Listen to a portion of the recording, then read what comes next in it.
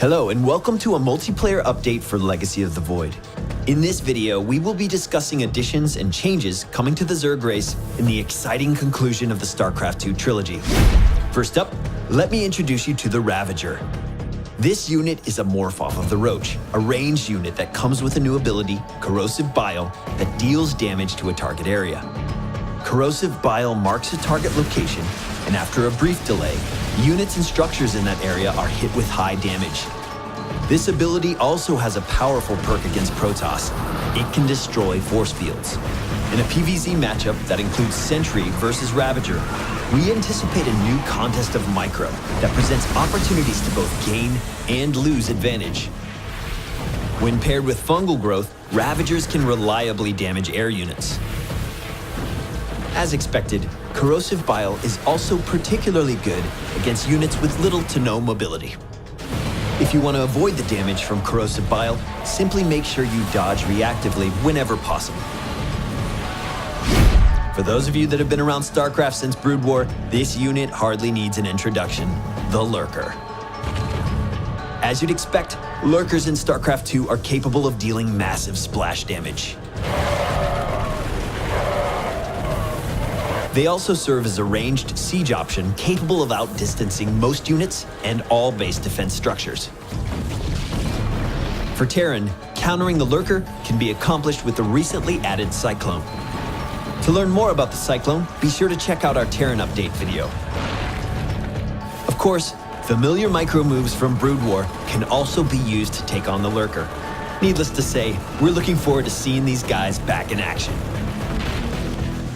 We're also making some changes to the current roster of Zerg units, starting with the Corruptor. We're adding a new ability to the Corruptor called Caustic Spray that deals damage to ground units and structures. This damage ramps up over time, making it a strong choice against buildings.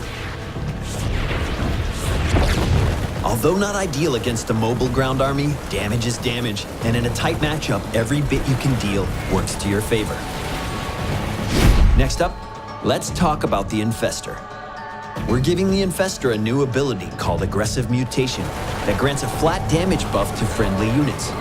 That means your basic Zergling swarm is even more powerful against enemies that would have taken them out previously. In Legacy of the Void, the Swarm Host is going to be taking a bit more of an aggressive role when it comes to harassment.